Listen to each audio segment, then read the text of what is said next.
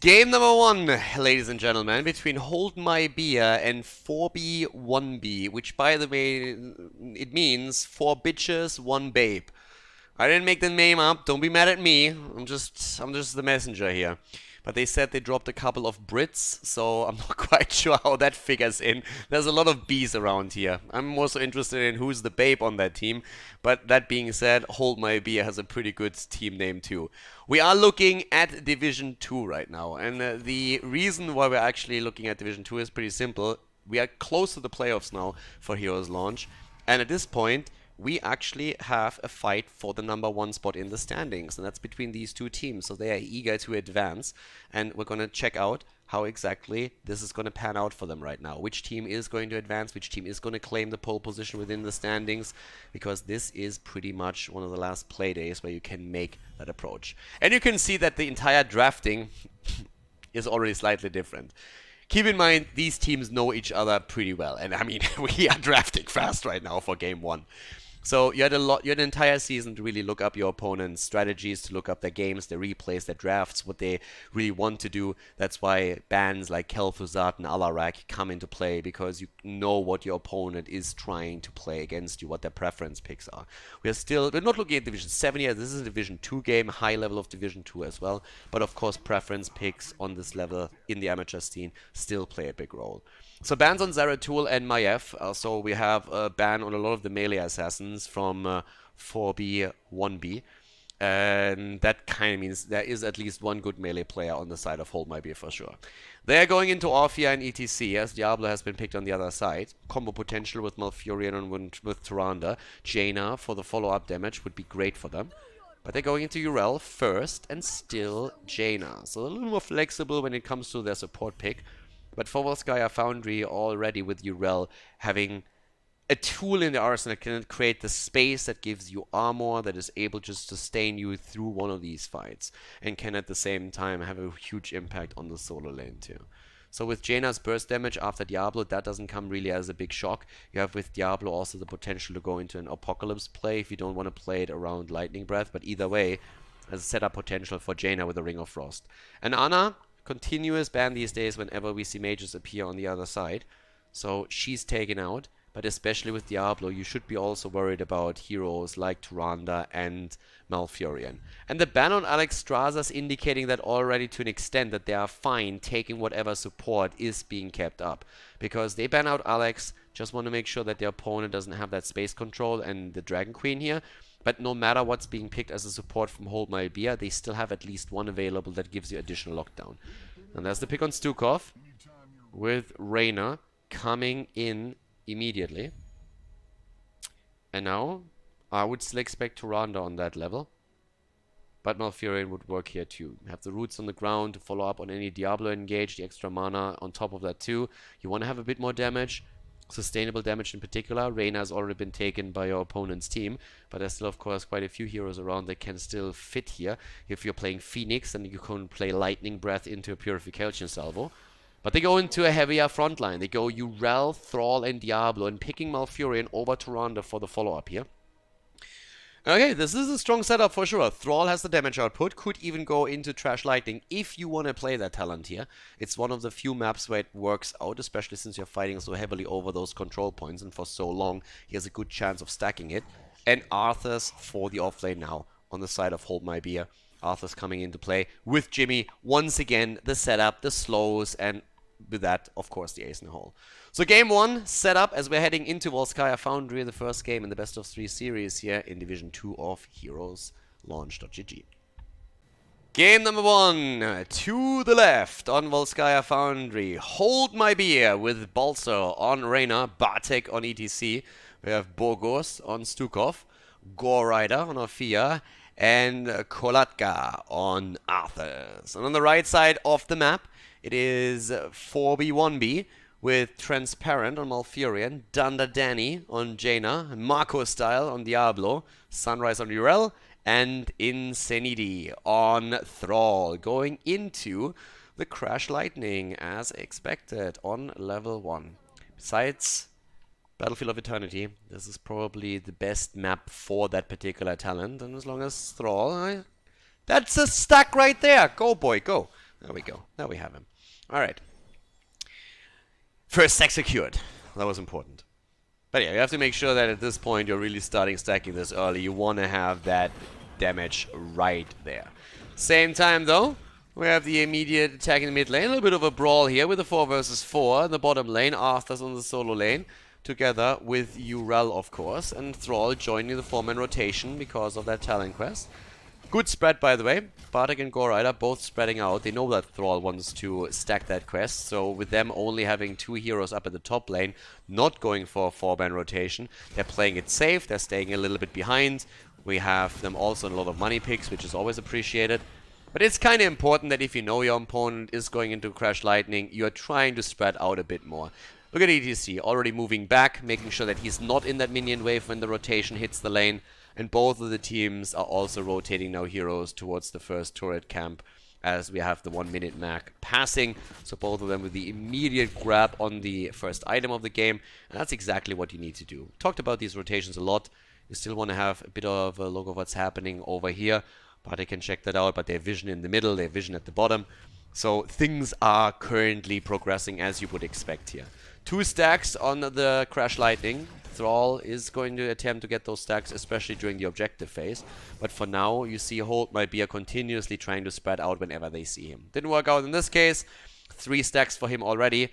And any kind of setup around this would be good for Thrall, because there's no minions around here either. So if there is a bit of a standoff, he could continuously poke and just try and get that together. Another chance to hit it here at the top. Waits a little bit longer. And is not greeting for it too hard. Instead, they're making the play because they see Arthur's at the bottom of the map. And with the vision on Arthur's, they're going right away here for this one. Arthur's continues the stacking process as he moves in. Thrall does, and Arthur's is rotating over. But he's a bit too late. ETC with a grab, and he's about to claim it. Sunrise is low on Urel, and even in the 4 versus 5, they're winning the battle. And then Arthur's moves in and makes it an easy Khaldor fight. Taking the first kill, taking also some of the items away here. Some had to be dropped during the battle too, but ETC is now... Actually, he didn't get it. Malfurion grabbed it. Malfurion took it. Urel died, but both of the turrets have been used during that fight, so still an item advantage for 4B, 1B. But we have, in experience, the lead for Hold My Beer. They had Arthur's at the bot lane for longer. They got the kill. So they have currently the upper hand when it comes to experience, and might see that earlier level 7 talent arrive during the shrine, during the first objective here, the control point. Of course, Thrall is expected, is now going to continue to try and get his dash lightning. Could get another hit right there. Could spam that out a little bit more when he sees those waves coming through. 6 quests stuck so far.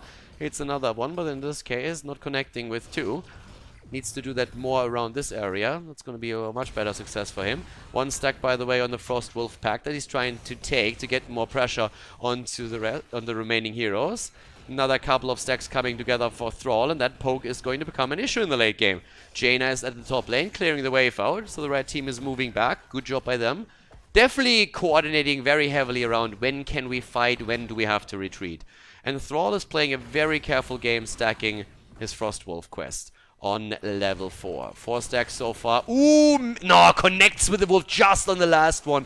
A little bit farther away and he would have lost all of his stacks. But Stukov eats the wolf that was originally indicated or meant for Arthur's. Progress on the control point, heavily in favor for Hold My Beer now. They are on level 7, they have the extra talent, and after we saw the ancestral strength coming in for Ophir, we're now seeing also both of the dread talents taken, trying to stack the 7 here. Howling Blast against Malfury in the back, Thrall still moving in with 1 Q after another, getting those stacks together, looking at 12 already early on in the game, and just continuing the process here as we have ETC low, gets healed for now, but the red team moving in, dropping the healing beacon that they claimed earlier, and now they take control of the healing beacon. Both of those camps are ready and could now be taken again to get more items into the fight, but nobody's making the rotation just yet. Thrall is still continuing the stack, sitting at 14 right now. Arthur's is moving in from the side, trying to flank, but in comes the rest of 4B, 1B as they're focusing on Khaldor, trying to get the kill, but Arthur's moves away. unhindered, at least for now. ETC covering the retreat too in the penetrating run of Balsa, also creating a bit more space. Tap on the fountain and the re-engage straight into the objective, and both of the teams are at 99. Thrall is out, gets a stack of Frostwolf resilience. He drops, but so does Jimmy. Jimmy is down, so is Thrall. They're still fighting over the first protector here. 7 talents on both sides as we're seeing the flip onto Urel. She's still safe, but Jaina goes down. That's most of the damage already eliminated. Good silence coming here from Burgos with his build. With a level 7, gets the lurking arm through, and that's protector number 1 in the hands of Hold My Beer. 1 level ahead in experience as well. Big problem right now for the red team. The battle for the pole position in Division 2 is raging on here as we are going straight in with the protector heading towards the top lane. Arthas is already at the bottom of the map. And I really like this split. Very safe player, and Bogo's not going too deep, sitting on the mound for now, trying to assist the top lane. Down at the bottom of the map, Arthas is escorting one of his own minion waves in. Urel getting hit mid-jump with a Howling Blast. But he's getting the damage in, trying to drop the second turret, and at the top side, as you would expect, we're seeing them go straight for that fountain. Level 10 abilities are there too, and that's a Hyperion right here. Diablo actually really deep, going straight for Reyna, but the Protector is still doing work. They're trying to make a play now also for Diablo, and they might even be able to get him. There's the Mosh Pit taken from ETC. He doesn't use it just yet, but, well, the red team is a little bit ballsy, to be honest with you. I mean, despite the fact that they don't have the heroics, they actually moved far out for this one. Now we're having the mid lane being pushed out too, but it's still a 1.5 level lead that we have for Hold My Beer. And they have by now, they're going up against 22 stacks on Thrall's Trash Lightning. It's actually starting to do some damage. I mean, look at the damage output of Thrall. Jimmy is taking the cake here with 31k, but that's also because the ace in the hole is just proccing consistently thanks to Arthas. And, of course, Dukov too, but 20,000 still for Thrall, which ain't too bad, and he doesn't even complete the quest yet. But he's getting closer. Also, about close, we have Durel go down just as they get level 10s, and they attempted setup against Diablo, but this time no follow-up. ETC wasn't close enough for a power slide. Could have maybe delivered a quick mosh pit, but didn't. Diablo needs to be careful down here. They're trying to steal the items away, and they're successful in that. Can't really engage into that point, especially against the mosh pit. Down here, still a bit more pressure through Arthas, who now rotated towards the bottom left to make sure that he's getting a second item for their team. And we have with them the healing beacon too.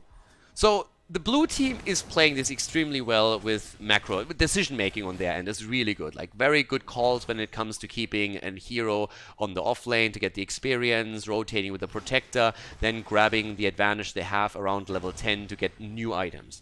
Get straight into the middle, take your opponent's items away from them too while they can't fight you, and then rotate to your own safer side of the map to take the remaining ones. 1.5 level lead is going to be pretty significant. As for the second objective, it means that we're going to have the early level 13 lead for them. And still taking camps here, preparing them. Shouldn't grab them yet, and that's a great decision. Waiting a bit longer until they grab this here. Rotation towards the top side. Orphea is a little bit greedy, but doesn't try and make it through, realizes the mistake, and retreats and takes the safe path instead. 13 there, any second, the slide, and the kill!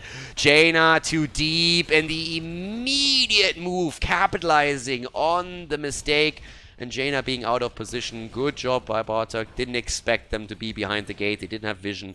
So that was a quick and easy kill for Hold My Beer. They're doing well here. And they now have level 13 talents. They can rotate mid lane. They can leave Arthas down at the bottom of the map. And they have a big advantage going into the control point whenever they want to grab it here. First of all, there's a 5 versus 5 on the map again. But without level 13 talents, you don't really want to fight that just yet. And on top of that, another problem is, of course, the lack of items.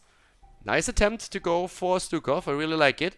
Good wolf, and the follow-up from Malfurion was there instantaneously, so he's able to lock it down a bit longer. Arthas and Urel are still down at the bottom of the map, but up to the top it's a bit of a different story here. This is the moment when you can make good use out of your 13 talent advantage. If anything, I'm surprised that they're not trying to claim this earlier. But they're starting to see if they can maybe get that slide in, and there it is, and Diablo's alone. Very much alone. Here comes the Howling Blast. They're trying to go for the play already. The Jaws in the back, but Diablo falls. The Ring of Frost, it hits, but it doesn't matter. Jaina herself also dying. Diablo lost the souls. And Hold My Beer is playing this incredibly well right now. Taking more items. They are in a decent spot where saying, alright, grab the items, play around the advantage, have ETC up here. He can power slide away. He's still on the mount, so he's extremely safe in the setup that they have now 8 kills against 1.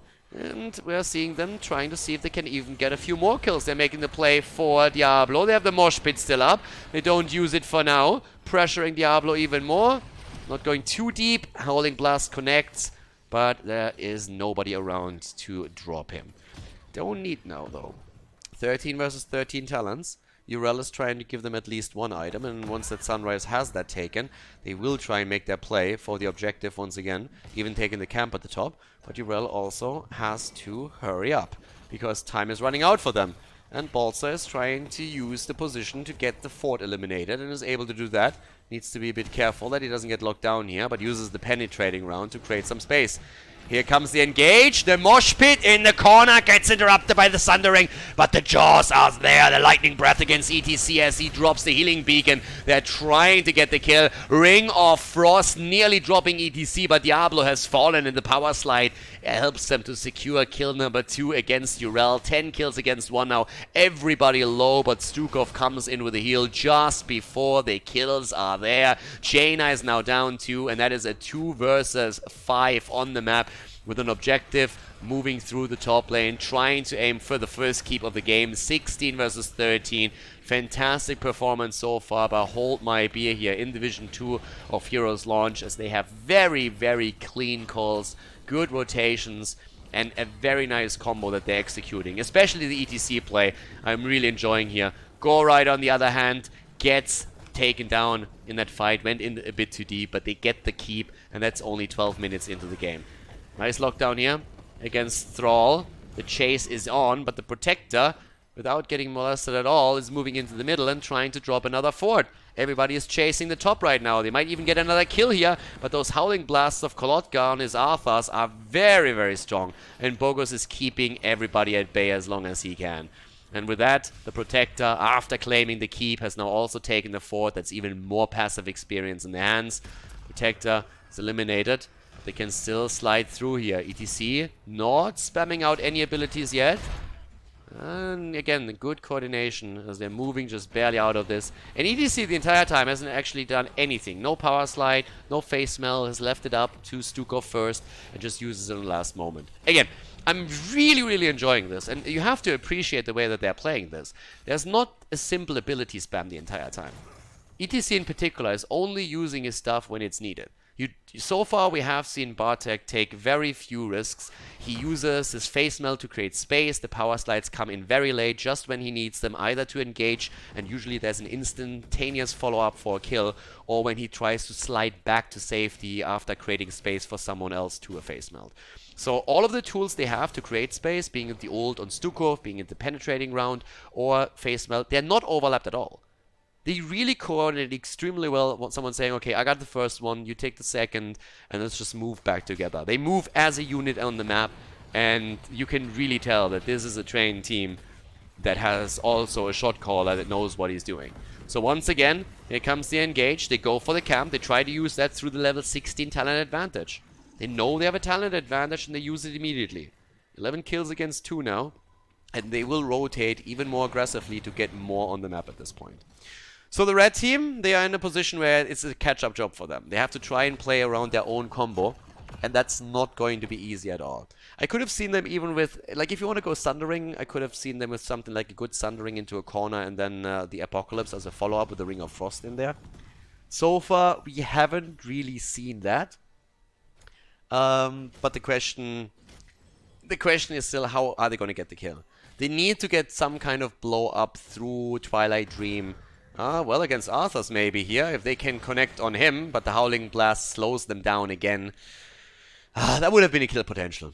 Once that Jaina moves in, you have the Ring of Frost for the lockdown and the damage after the setup. They have definitely lockdown. I mean, if Diablo makes an engage, for example, gets a flip into the root, then you can follow that up with a Ring of Frost and maybe even a Twilight Dream. And they're trying to get the setup here. Maybe in this case, here comes at least some Blizzard damage. The Wolf is there, but it's just not quite the coordination that they need. They have the abilities there, but they need to sync them up a bit more. Malfurion was too far away to get the root in time, but once that they have Diablos engaged, and either Thrall with a Wolf, as we saw just now, or Malfurion have to be there, and once that's the case, they can follow up through Jaina's damage. It's a 3-level disadvantage, and it's a really dire situation at the top lane, as we have 2 catapults, 3 catapults here, a 4th one coming in, so they need to win this fight, and they need to win it quickly, and they get Jim Raynor. Jimmy is down, and they try to make the play for Stukov, and he's about to drop 2. Stukov, they're not focusing him, they're finally trying to take the kill, and Stukov walks away. What? Nobody delivering the final blow, and now they might even be in trouble on Jaina. She's a bit too far out. Malfurion gets taken out in the back, and oh my god, the red team, they're losing points on the core already. Thrall is dead, so is Yrel. Malfurion has died first. They had a big chance of taking this fight. They dropped Jimmy right away, but then nobody goes for Stukov as he's taken there. And they lose the fight. It was an easy team fight for them. They could have moved back after the victory to defend the core, take a few hits there, and then start a comeback into this game. But this is now a dire situation, to say the least. Level 20 in the hands of their opponents. The fort at the bot lane about to be dropped. And the Protector also going to be in the hands of Hold My Beer. This is not a good spot to be in for the red team. 65% of their core right now. Stukov survives throughout all of this. Ooh, really difficult scenario now for the red team. They had a good chance there. They had a really good play with the insta-kill against Arena, but then nobody confirms the kill, secures the kill against Stukov. Now they have to fight again at a talent disadvantage. It's Storm talents too, and it's tough. This is going to be really tough. 84,000 damage soaked. Healed by Stukov. I was already about to say, like, wait, what? 57,000 damage soaked by Arthas. I mean, he's been a bit of a punching ball, but look at Jimmy's damage. 77k. Thrall, by the way, sitting on 73,000. That's the beauty of a stacked Crash Lightning. If you get that talent stacked on Battlefield of Eternity or on Volskaya, you are in a great spot to get that damage out. Oh my god, Diablo went deep for this one. Here comes the Lightning Breath. Protector's already in. Does the damage. They're going for the keep. And they're going to try and get a kill out of this too. Yrel is already jumping away. The Gauntlet misses. But they go for Arthas again. And Arthas is a bit low. Thunderstorm is being used by Thrall now too. Even more damage coming out of him. They kill against Yrel though. And even Diablo is low. And he's not the only one. That keep is sharing his fate. And it's about to be dropped. 21 against 18, 15 kills against 3, the lockdown against Thrall, and despite the Nature's Cure, he's getting completely bodied here. And that is very likely gonna be the end of the game. Protector moves in again. They're trying to get another kill against Diablo, and he dies. The Lord of Terror dead again. Jaina falls as she tries to get the Ring of Frost and Blizzard off against Stukov. They're starting to chase Malfurion now, but the core is down. This is game as Hold My Beer takes map number 1.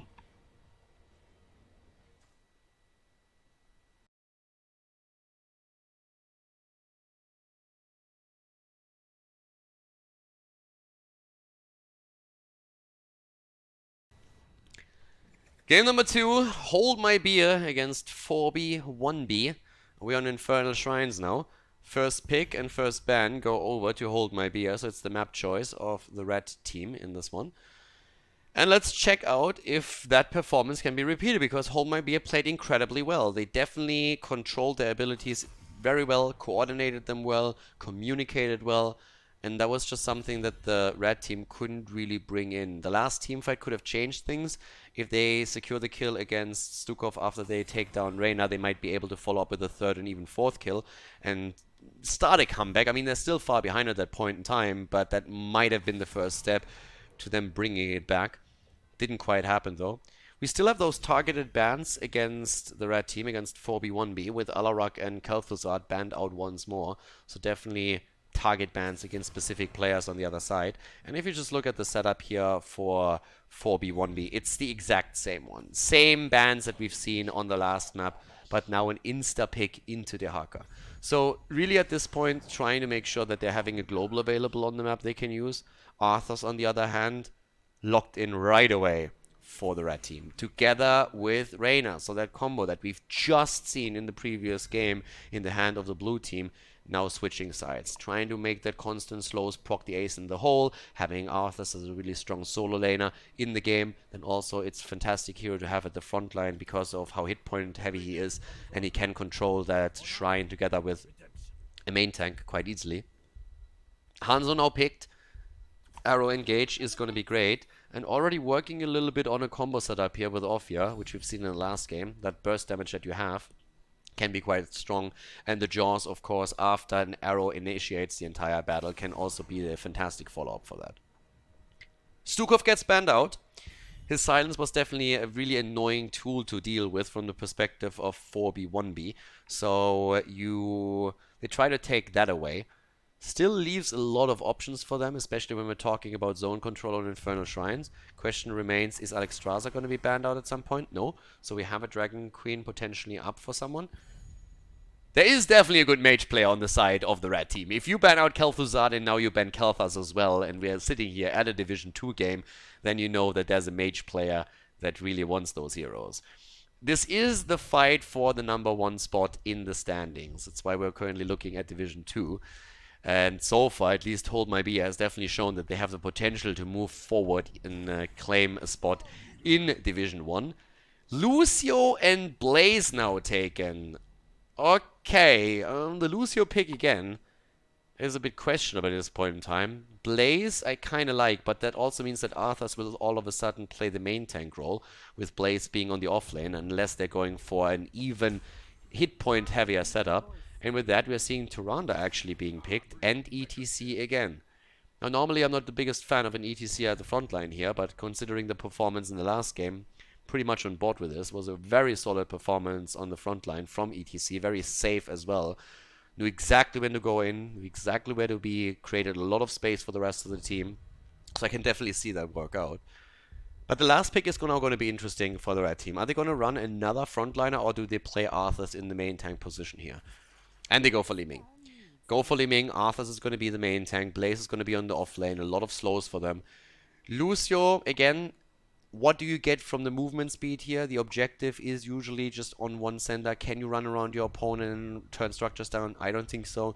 Is it only around the ult here? The Lucio pick definitely extremely questionable considering it's Infernal Shrines, and he could have picked Alexstrasza, Malfurion, or Deckard Cain. But we'll see how it comes through for them. Game number 2, Infernal Shrines, Hold My Beer against 4B1B.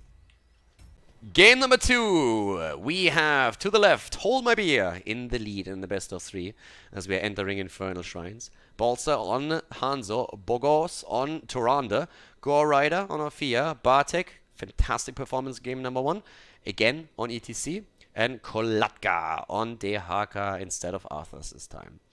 To the right side of the map, Lucio, or as we fondly call him in Heroes of the Storm, Lulcio, played by Transparent. We have Sunrise on Blaze, Dunder Danny on Reyna, Marco Style on Arthas, and Insanity on Li Ming. Interesting setup for the red team. Arthas in the main tank position together with Blaze. Still very hit point heavy. Like a very strong setup that also provides an insane amount of slows for good old Reyna in the backline, on a money pick by the way, to get his extra damage out with the ace in the hole that we of course have as a choice on level 1. So not only do you have Arthas here who can with a Frozen Tempest walk the target down, but you will have also a lot of oil spill from Blaze, so there's a ton of slows around this setup. The interesting part is going to be Lucio, because oftentimes Lucio just benefits from having his speed bonus that allows you to have quick rotations between lanes. As we are seeing an objective that sends us around a single area over here, the question is going to be what can he provide there? If there's a lot of CC and maybe an AoE combo coming out from the opponent's team, then you can, with the ult and the sound barrier, mitigate that, but you can literally just wait it out when you're playing on Infernal Shrines. So depending on how Hold My Beer coordinates their play, Lucio is going to have a tough time really getting value for his team here. And the one thing that concerns me personally is just simply we have ETC together with Tyrande now, so that's already a very nice stun setup that we have. You have Dehaka's drag on top of it, and we're having also Hanzo that can lay down after level 10 hit the arrows for even more stuns. And there's already a connect and a good follow-up too. Now they're not getting a kill just yet, but that is definitely showing some of the aggression we can expect from that team in this game. And coming back to the Lucio point, one of the main reasons why I'm concerned for this is when you play on this shrine, or on any of the shrines, these choke points are controlled very easily through Deck Arcane, through Malfurion, if you play with Roots, for example, or if you try and take control of the shrine. Alexstrasza with the Dragon Queen is also a very good alternative, since once you are ahead, you can use that and create space and get those kills in. Since that has not been picked and they chose Lucio instead, they have to get value out of these rotations. And if they don't make that happen, the fight of the shrine itself is going to be a problem. So that's currently a main reason for the concern. If Lucio, I would have expected on a different map, they decided to play him on Infernal Shrines, and I want to see how that build now comes together for them. With that being said, we have still Kalatka with a global, another advantage when you can play the macro play for Hold My Beer. And keep in mind where they picked Dehaka. They picked him instantly on the first spot. They could have gone into Arthas after they already played Arthas in game number 1. They could have gone into Blaze, and they decided not to do any of that. But they valued the global on this map so highly that they picked Dehaka right away on the number 1 spot. So that's definitely an interesting setup. Slide here from Bartek again. Good moves by him, doesn't get stunned out here, doesn't spam out abilities, slides first, could still have face melted if someone follows up with it. But of course the main concern for him is at this point that one of those jet propulsions or the Howling Blasts really hit him. And the problem with ETC is that he is a bit low on HP and it can be bursted down very easily if Li Ming gets access. Now, Li Ming is also a heavily discussed hero when we're talking about Infernal Shrines, simply because she is having a tougher time on the shrine fights themselves to get the combos through because of all the minions that are going to spawn. She's still very powerful, though, around it, and if she gets a good angle, she can still get the kills very easily here. And one of the tools that you still have in your arsenal is obviously the Calamity. So you can play hero whack-a-mole once that someone else gets those heroes on the other side low enough for you to get those kills. And then Dominance allows you to be more aggressive by using Calamity and going in. And that's something that they're going to be looking for here. That said, first shrine is about to activate. And already we have a camp taken again. Dehaka is now doing what he's supposed to. He's actually going for the camp here. A little bit late, actually. And he gets some assistance from Gore Rider and Balza because of that. So they're late to that particular move. And they're able to get the camp now. But they're giving up the early stage of the shrine. So a little bit of a questionable play here, making this late. This should have been a rotation that happens beforehand. And now they're 14 points behind. Good combo here from Li Ming. And they're starting to make the play. Dehaka comes in, doesn't get the drag right away though. ETC is looking for a slide. Dehaka moves in, they move out. Blaze makes the rotation. There's a camp pushing in the mid lane and camp pushing at the top lane. So they're going to get value the longer this lasts. Blue team with a good setup. It just came a bit too late. Dehaka again with a drag attempt. Misses it. Used his essence too. Now they're taking the lead in the minions, but they have to still be cautious here. But their camp at the top side is now starting to approach the fort and the wall and might be able to take that down. They're still looking for the engage here. Lucio with the moves. Here comes the power slide. Stun from Tyrande didn't do too much. And with all of the slows, they have to retreat. They get some good counter damage through, but they have to now first of all get back and try and get to the fountain to tap off their hit point pool. Here comes the Frozen Punisher for them. And top lane has been pressured amongst all of this as well, but the turrets already took down the Shaman. So they are able to get the play here. Again, it could have been even more impactful if they were able to get that set up a bit earlier. But a good setup for them here in the bot lane with the Punisher. Nice bait over, exactly how you're supposed to do it. Bait it over quickly, try and burn it down. It's only the first Punisher, so you still have a lot of damage against it. Didn't scale yet into the late game. But a nice setup here on Bartek. They take the wall, they move away, they have already Hans on the mid lane. And what he's trying to do is just make sure that there's another minion wave that is not claimed by the red team. And you can see that in experience already. We're looking at a half-level lead roughly. Nothing too crazy, and opening up the wall too. Behemoth armor taken for Jimmy. Bit of a fight down here. Jimmy now, of course, going to try and get that extra hit point pool for himself. Besides that, build on Hanzo with Redemption on 1, the explosive arrows for the wave clear for him. A nice engage attempt against Thunder Danny at the bottom of the map, but with penetrating round, ETC is kept at bay and can't make the engage. Level 7. Reina not making a choice yet. Now, normally you would see him still speccing into his trade, trying to get the extra slow there. Then again, you are looking at a lineup where he already has the insane slows through Blaze and Arthur, so you can make a good argument for you not needing to make that particular move and just deviating away from it. Level 7 abilities also give us the Celestial Attunement and a bit of a fight down here. Bartek again zoning out Arthurs. Marco started to move away from this one too. Level 7 now chosen by Jimmy, and he still went into the unstable compound. So it takes them regardless. Gets you a little bit more AoE too, of course, which helps maybe to claim 1 more, 2 more minions during the fight for the shrine. But it's a pretty coordinated game. I mean, we're 6 minutes in, and we don't have a single kill yet.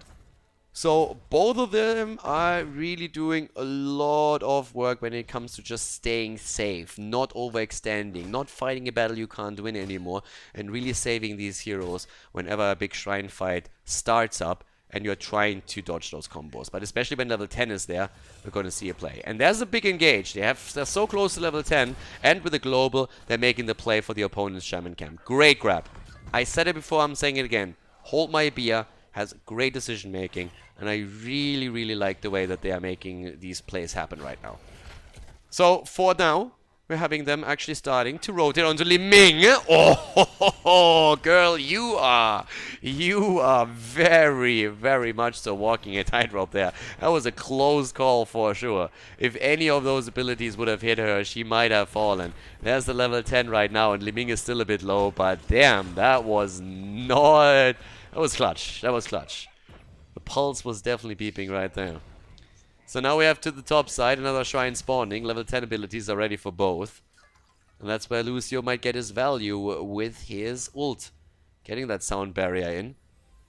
Yeah, they know what's coming here. Okay, there's a lockdown of fear.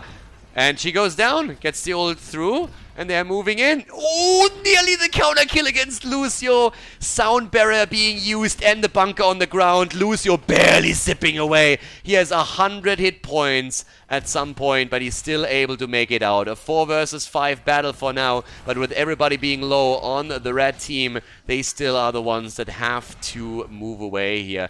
And the blue team gives chase. Hold My Beer, didn't see a mosh pit opportunity yet. Orphea is back, and they can still take the fight over the temple, over the shrine at the top of the map. But damn, what a chase there. Lucio very, very quickly getting out of this, but just on a sliver of HP.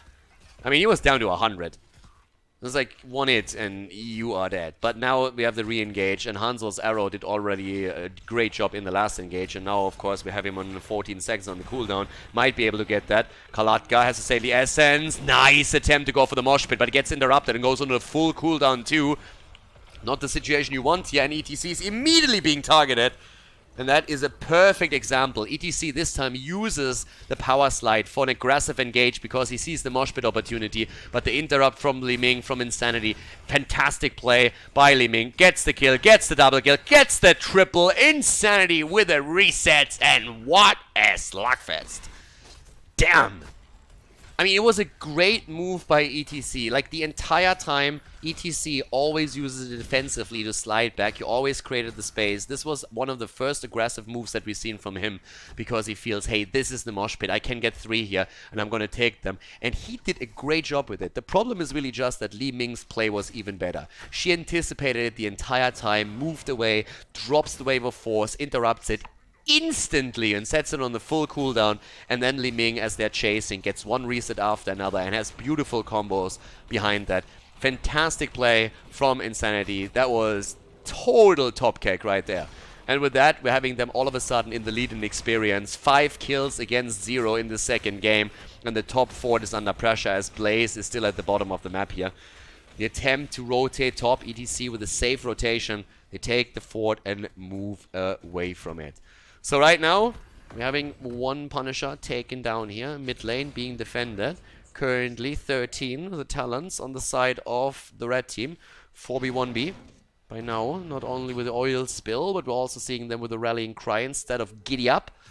have still the shattered armor. And ETC double checking quickly the camp, but that's already stolen away too. Don't want to take the fight right now if you don't have your level 13 talents, so they're playing this a bit safer. They still have the global card, of course, to play, which they currently do with the Haka. But here come the 13 abilities, and that now gives us, of course, for ETC also the mic check. So you have the cooldown reduction, and that combos extremely well with your level 4 talent too, where you have increased range. So he is going to have that as a setup. Talking setup, bot lane. There's the Haka, gets the drag and the isolation, and they get the kill. Reyna is down, not a chance for him. Great bunker from Blaze to evade the ult from Ophir. Is able to move away thanks to that. Really cool cooldowns, but those drags again. Khaldor in the last game has already played a fantastic Arthas. Now in the Haka, he's getting those connects, but the targets are still safe. The good sound barrier comes through from Lucio. Then the move back again. But damn, that long distance track that we saw as the Haka moves in was fantastic. And now the heavy push at the bot lane. That was a misclick right there from bot tech. That was definitely not intended. ETC, he wants to dance. He's a party animal. We all dance, baby, dance. And he's just partying hard. That guy is still drunk. But yeah, so ETC definitely with a bit of a misclick in this situation. Now we're having still a camp taken. Fort is down. And I think even the ETC misclick there shouldn't really make too much of a problem. It should be back for the next objective again. They're sliding in once more, but of course at this point they don't really have any tools with that. Alright, so we have still the pressure in the middle of the map here after one fort has been taken down at the bottom of the map. And now trying to show dominance in the middle. A lot of cooldowns have been burned here. ETC is still on 70 seconds. And well, we have also still Hanzo's arrow around, and that's, of course, the big engage tool for now. By the way, I've been talking about a couple of these clutch timings that we've seen hit. Especially Blaze hitting the bunker just as Ophir's ult comes out. That was really great. If he doesn't hit that, they are very likely going to lose Blaze. Now here comes the engage as Arthas is moving in deep. Nobody else is really moving in, though. Khaldor is here in the back. So they're trying to chase them down with the help of Lucio, but that doesn't quite work out.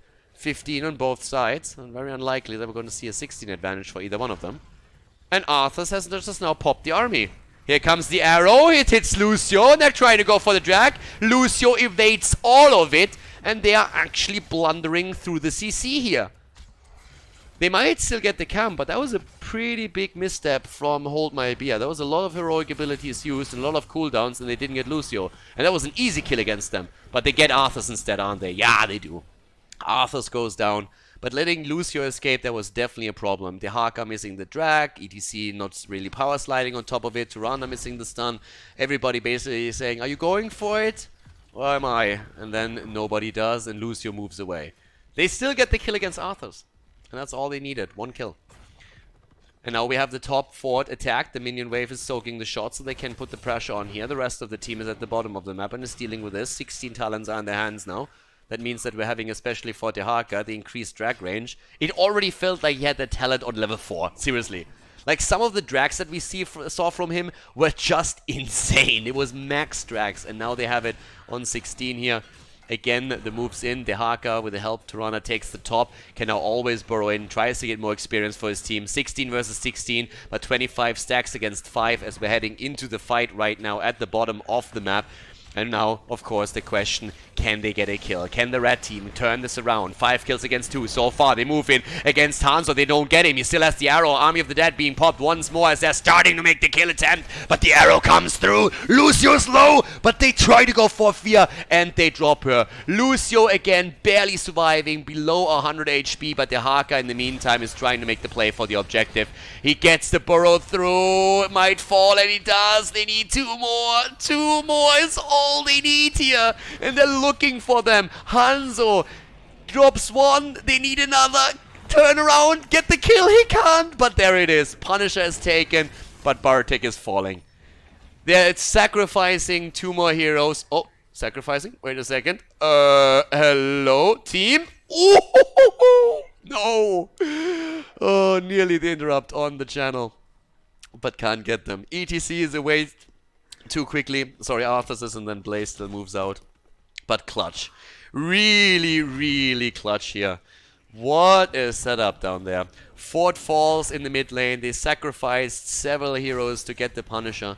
Mainly to deny the Punisher to the opponent at that point in time, to be honest. But it still gets some value. And Hold My Beer is the team that has eliminated every single fort on the map of their opponent's side. They still hold on to 2. They still have a big lead when it comes to structures on the map. The Punisher gets now taken out. But camps, of course, on the map are already focused on. And we have a pretty sick game on our hands. There were so many clutch moments there. At the end of that fight over the shrine, it looked like Li Ming might die, especially when we saw Tyrande hit that stun. Lucio was incredibly low several times in that battle, and then we nearly have also the interrupt against the Hearth back from the 2 frontliners, but Hanzo just misses it. There were so many clutch calls. Bartek and C sacrificed himself to slide in and get away from it.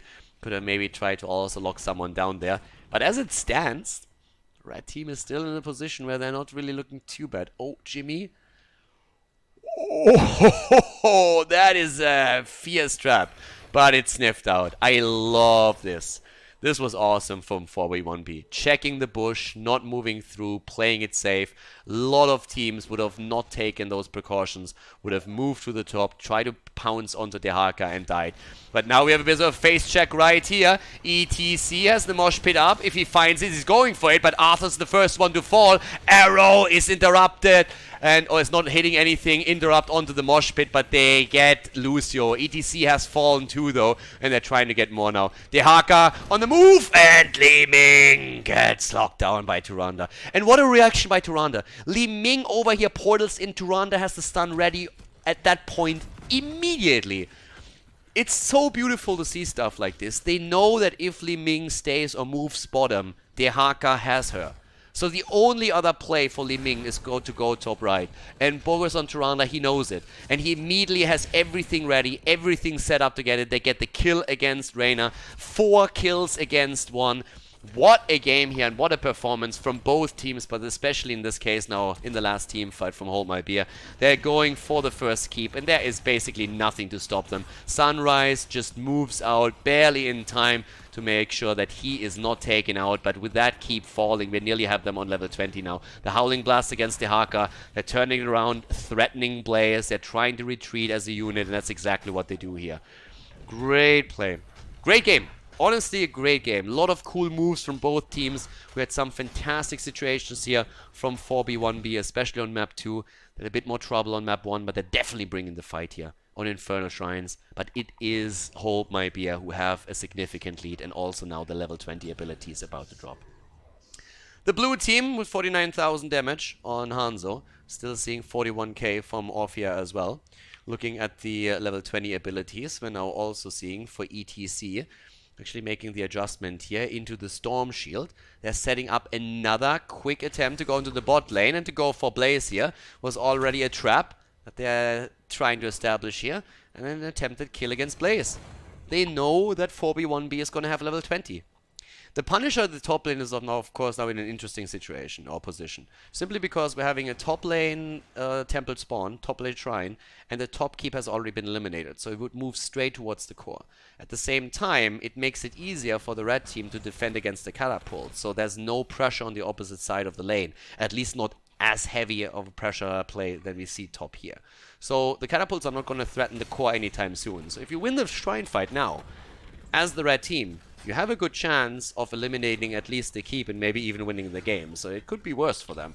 And they're going to try and make the play here. ETC locked down immediately, and that's the setup for Li Ming that she wants. Dehaka comes in, pops the Essence. Thrall, Arthas actually pops the army, and they're going for Dehaka, and he goes down. Dehaka is dead. Here comes Orpheus, all dodged again by the bunker, and that's the kill against ETC. Both of the frontliners are dead, and now the shrine is wide open. Orphea might be focused now as well. The jet propulsion misses, but with Lucio's help, the speed is there to chase him down. 3 kills secured. And that's exactly what they were afraid of. The 20 versus 20 fight at the top lane with no pressure on the global side. If it would have been a shrine on the other side of the map, Dehaka could have escorted catapults towards the core and then burrow into the battle. But that's not the case here. And that was a great setup from 4v1b. They are trying to go for the counter pressure. Also good decision making. taking another camp, can't even time that a little bit more around it. They're deep pushing the mid lane here, and this is the question simply, how far can you go? How far can you now push that Punisher at the top lane?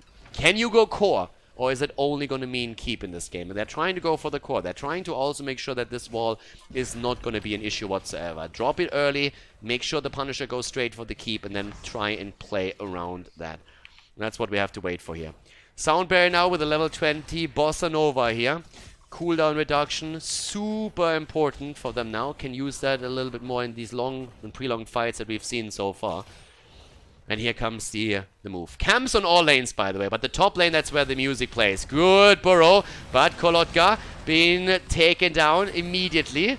When it comes to Essence, stun was there, survives for now, walked down by Arthurs. They're having the counter engage, and immediately they go on to Hanzo, and he drops. No arrow for him, and a fantastic kill by Li Ming. Insanity is playing out of his mind in this game. The Li Ming damage and combos that we've seen from him were just fantastic. ETC gets interrupted at the mosh pit attempt once more, and they focus on him. The red team with what a play again. They turn the game around and go for the core right now. We still have Tyrande and Orphea trying to prevent it, but it doesn't look good for the blue team. Hold My Beer played a fantastic match, but 4B1B was just simply better in that last and decisive team fight. They take the win and force game 3.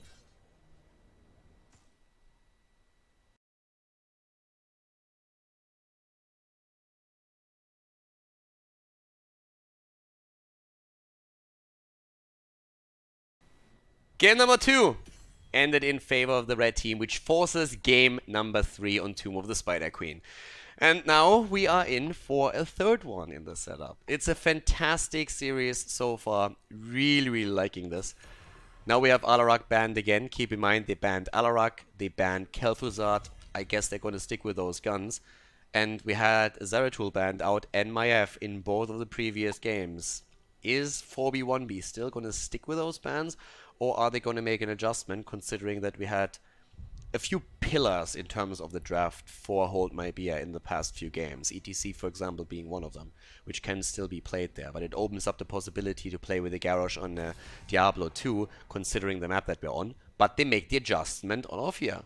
Orphea banned out, so that leaves either Maiev or Zeratul open as a potential first pick. Hold My Beer is still sticking with their particular ban pattern. They're going for Kel'Thuzad, and here comes Maiev. Leaves Zeratul open. Are we gonna see Zeratul being picked? That's the question, and if so, on which position? There's a good chance that 4B1B would ban him out if they don't want to pick him in their third ban, considering how heavily they focused on him in the previous matches. But now you have to make that choice. Do you pick him first? Do you let him slide? How do you play there? They go for Jojo. Johanna picked wave clear on Tomb of the Spider Queen. This time we don't see ETC. There are a lot of Zeratul combos around. I mean, Zeratul Void Prison into Ring of Frost is no joke. If you play it with Diablo and you're trying to get the Apocalypse set up, you can still play that. But here comes Arthas again. And Lucio again. Now, he played well in the last game, but I also have to say he got lucky a couple of times when he moved away with like 100 HP. I kind of want to say that the setup that they had would have worked even better if they would have gone for more shrine control. This is a bit of a different story here. On Tomb of the Spider Queen, you have the lanes so close together that you can now make these quick rotations happen that I talked about earlier. So it's a different objective, it's a different setup. I like Lucio more on this map than I liked him on Infernal Shrines. I still think that on Infernal Shrines they had better choices available. But on Tomb of the Spider Queen, the quick rotations in the early game and quick pounces and ganks on heroes on the solo lane are way more powerful. So this is definitely a map where I can see Lucio get a lot of value for them if they play their cards right. Especially with Arthas. I mean, Lucio Arthas, it's a setup that mitigates a bit of a problem that Arthas usually has, where he doesn't really have the speed to walk a target down or to really connect and engage. If you have Lucio with the movement speed, Arthas is a lot more dangerous to an opponent. Especially when he misses the Howling Blast, for example. With Arthas taken, though, we have Reyna banned out, so it seems like Hold My Beer is not going to be willing to deal with that setup where you are proccing the constant damage for Reyna, so they're just simply taking him out. which makes sense. Zeratul is still up, but we have Sonya banned out, so it looks very much like a target ban for this map in particular. And this is Division 2, and this is the two teams that are standing at the top of the standings right now. This match is going to decide which team will take the #1 spot. So you can bet your ass that they have done a lot of research into the particular personal preferences of the opponent's team. And apparently Tomb of the Spider Queen is a map where Sonya was played now in the past by Hold My Beer. So she's banned out. But we still have them with the last two picks here. And Hanzo is there. We have Stukov. What's going to be the additional damage? In the last game, we actually had even a mage ban on Kel'Thas. Keep that in mind. Mephisto, though. Ooh, Leoric and Mephisto. Okay. And the last pick. I mean, we still need another damage dealer. We have Arthas in the main tank position again instead of the offlane, and Urel instead on the side. But now the question, where comes your damage? There's the Kel'Thas pick. Banned out last game. This time they get him. This time they get Kel'Thas. Ladies and gentlemen, the final map in the best of 3 series. We have Hold My Beer going up against 4B1B on Tomb of the Spider Queen. Game number 3, we are ready to go and decide which team takes the #1 position in Division 2 of HeroesLaunch.gg. Balz on Hanzo for Hold My Beer, Bartek on Johanna, Gore Rider on Mephisto going into the Skull Missile on level 1, Bogos on Stukov, and Kolatka on Leoric. I shall suffer. To the right side of the map, 4B1B with Transparent on Lucio, Sunrise on Urel, Dunder Danny, Double D on Cassia, Marco Style on Arthas, and Insanity on Kel'Thas. Let's get this show on the road here. Lightning Fury build for Cassia. Gonna try and get the stacks going here. And it's time to shine. As we are already having an approach onto Kolatka. Alright, he takes the damage. Gets healed as he moves to the bottom lane to fight it out with Urel. Mephisto is gonna be the interesting one to observe here. Gore Rider instead of Ophir, this time on this hero. Oh my god, the immediate lockdown. Bartek is alive and Arthas is dead, and they're trying to also get Kel'Thas, and they actually do. Unbelievable. Johanna was under so much pressure in that last engage. She was literally locked down by the Howling Blast, the Gravity Labs booped back into it by Lucio, and then the damage output that we see coming in from Hanzo, and especially Mephisto drops 2 on the other side. Unbelievably. Stukov in particular setting all of that up, helping out with the silence here, and then setting the kill up. But what a fight here in the early game. That was insane. Such a great coordination from 4B1B around every single hero, and then their entire setup gets ruined by the silence, and the turnaround drops 2 of theirs. But here comes the damage again from Mephisto. 13 currently, the stacks on the Skull Missile. You want to have the 20 for the 100 damage increase, and he's so close to that already. And of course, having a cooldown reduction is always insane in any stage of the game. But the pressure against Johanna is there the entire time, as you can see. But just look at Mephisto and the damage output that we're seeing from him. Yep, once again, the play, Marco Style trying to walk down Hanzo, and he does the damage. But what a game already. This series has been an absolute blast. The dominant performance from Hold My Beer in game number 1 with fantastic rotations and good play. Great game by both of them on the second map, where then towards the end 4B1B takes it. And now game number 3 starting off with a bang already. Skull Missile build is continuing with a level 4 choice, the Hateful Mending. So you have also a bit more heal here. Self-sustain for Mephisto, and he's going in again. They're just sucking with Condemn the targets always into Mephisto's range and making sure that they're able to get the AoE damage out there. But look at the entire setup of the Living Bombs that we're seeing from Kel'Thas too. I mean, he's getting the value on the hero at this point. And this is a map where you can definitely play around Kel'Thas. This is a great map for Kel'Thas. So that's doing so much work here. Up to the top, the setup again. No turn-ins just yet, but the teams both are holding a fair amount of gems as we speak. Nice interrupt here. Kelthas wanted to retreat here to get himself a bit of mana, but there was a good interrupt from Johanna.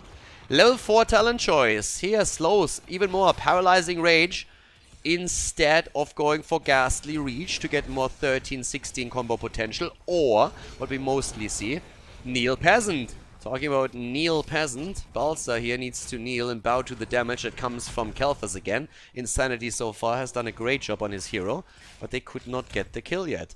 Again on level 4, the explosive arrows after the redemption from Hanzo, sticking true to his build that we already saw in game number 4. And it's a fierce game! 16 turn in, Transparent needs to be careful how deep he really wants to go against the Johanna slow and condemn. Thunder Danny already dropping in HP very, very quickly. 20 stacks on the other hand. I mean, that's pretty sick stacking process that we're seeing. And again, Lucio making the interrupt play possible. Talking interrupts, Insanity is turning in over here. Kolatka has to be cautious. He's going up against 3 right now. 29 turned in against 0. And that's starting to become a bit of a problem, but Johanna is about to mitigate that. Again, Gore Rider moves in, spreads the bomb a little bit more than he probably intended to, but they're trying to make the play for Urel, but she's able to get out. Skull Missile currently doesn't connect here, but with 25 stacks now for Mephisto, at least the extra damage is currently in play for Gore Rider. And there's the turn-in. Blue Web Weavers, the first one to come through here. Now, with all the plays that we're already seeing from Stukov, I mean, of course, he is a good player. He writes the money pick, so what else could he be? We have we have now also, the one thing I wanted to highlight before the money pick distracted me, we had him banned out in game number 2. For a good reason. He had a huge impact in the first game, and now we're having him here again. And already him ruining the early play was a big deal, but now we're seeing that just continue the entire time. Mid lane pressure. Insanity is here to defend, but up to the top, that's where the music plays. And already Transparent and Macro Style are both low. And they get value out of this. That first objective sometimes doesn't really accomplish as much as you're hoping for, but if you look at all of the damage that is already done at the top lane, that alone justifies the first Web Weaver wave. And that doesn't even account for the damage in the middle and at the bottom of the map. So great setup here, again, for Hold My Beer, as they are pushing for the first fort. They're unlikely to get it, but the damage they put on it is definitely a significant one. Here comes the speed on Macro Style as he moves in. Again, Arthur's, when he is boosted up by Lucio, is great, but already the zone out from Bartek in the back, and they're isolating Arthur's through that play.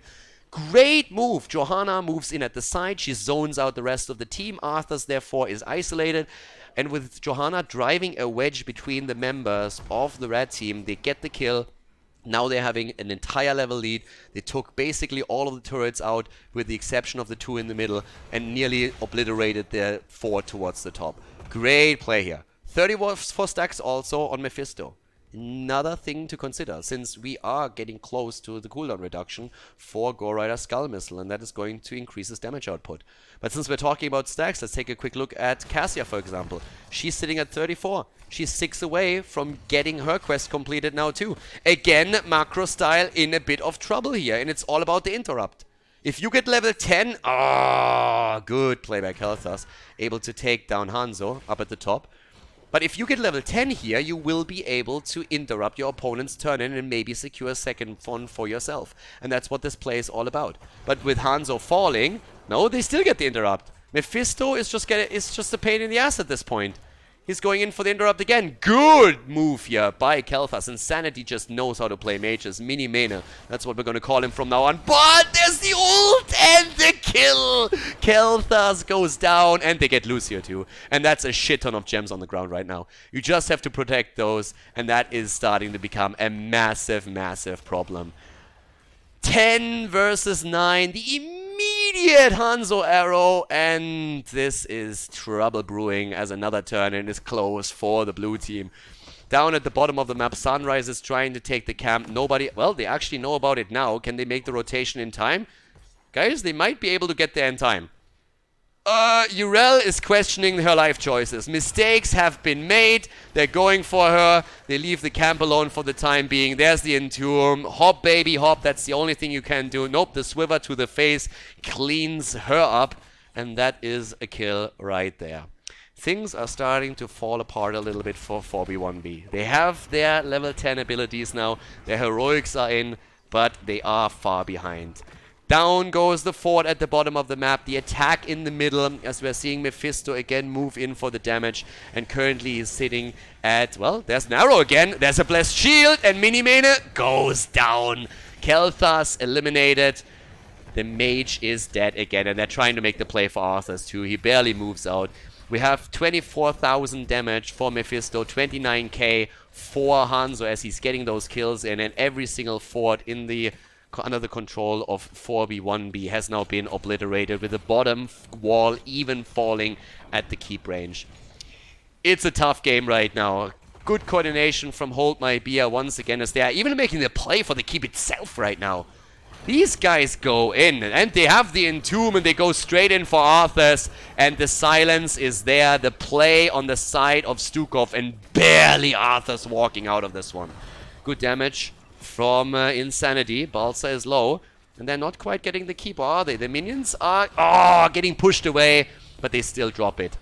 Leoric goes down, but that's the trade that they're happy to take, as long as they're able to walk away with the rest of them. That's the big question here. Yrel needs to pop her ult, does so, and barely survives, but they're trying to re-engage, and they make the play. They're going in with Mephisto, and here comes the sound barrier, keeping them in play for a little bit longer, but the arrow connects again. Oh, and Mephisto with a kill. It's a quad kill. Holy shit, they are out for blood right now, aren't they? And they actually want to go for core. That's a ballsy core call. We are just not even 10 minutes in.